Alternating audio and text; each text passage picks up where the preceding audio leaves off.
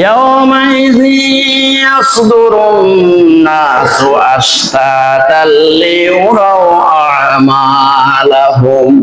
সেদিন মানুষ সারিবদ্ধভাবে দাঁড়িয়ে যাবে। ওদিন মানুষ দলে দলে বিভক্ত হয়ে দাঁড়িয়ে যাবে।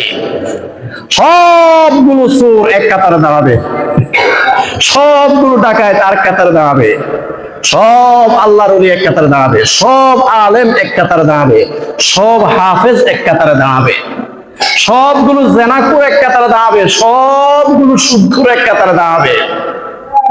আল্লাহ পাক রব্বুল আলামিন বলেন, ইয়াউমা ইয়াকুমুর রূহু ওয়াল মালাইকাতু সাফফান লা ইয়াতাকাল্লামুনা ইল্লা মান আযিনা লাহুর রাহমানু ওয়া ক্বালা সাওয়াবা।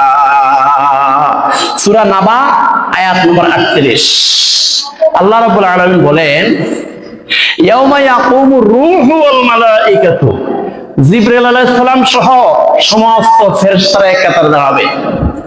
সমস্ত মানুষগুলো তাদের নেতাদের পিছনে দাঁড়াবে, যেই নেতার অনুসরণ করেছিল, যেই সমস্ত মুরব্বীর অনুসরণ করেছিল, মুরব্বীদের পিছনে দাঁড়িয়ে যাবে। সবগুলো চোর এক কাতারে দাঁড়িয়ে যাবে, সবগুলো ভালো মানুষ এক কাতারে দাঁড়িয়ে যাবে, সবগুলো ডাকাত এক কাতারে দাঁড়িয়ে যাবে, সবগুলো মুমিন বান্দারা এক কাতারে দাঁড়িয়ে যাবে। ইয়াউমা ইয়াকুমুর রূহু ওয়াল মালাইকাতু সাফফা লা ইয়াতাকাল্লামুনা ইল্লা মান আযিনা লাহুর রাহমানু ওয়া ক্বালা সাওয়াবা।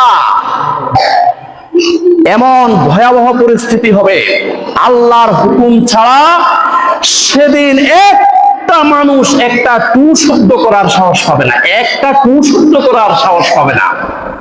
লা ইয়াতাকাল্লামুনা ইল্লা মান আযিনা লাহুর রহমান। আল্লাহর হুকুম ছাড়া সেদিন কেউ কোনো কথা বলতে পারবে না, সবাই খামোশ হয়ে দাঁড়িয়ে থাকবে আল্লাহর ইজ্জতে। প্রিয় হাজরিন, আল্লাহ পাক রব্বুল আলামিন বলেন, ইয়াউমাইযি ইয়াসদুরুন নাসু আশতাতাল লিউরাউ আমালাহুম। সবগুলো মানুষ দলে দলে বিভক্ত হয়ে দাঁড়িয়ে যাবে, লিউরাউ আমালাহুম, যেন তাদেরকে তাদের আমলনামা দেখানো যায়। দুনিয়াতে কি পরিমাণ নেকের কাজ করেছে অথবা গুনার কাজ করেছে, এগুলা দেখানোর জন্য এইভাবে সারিবদ্ধভাবে সবাইকে ভিন্ন ভিন্ন দলে বিভক্ত করে দাঁড় করানো হবে।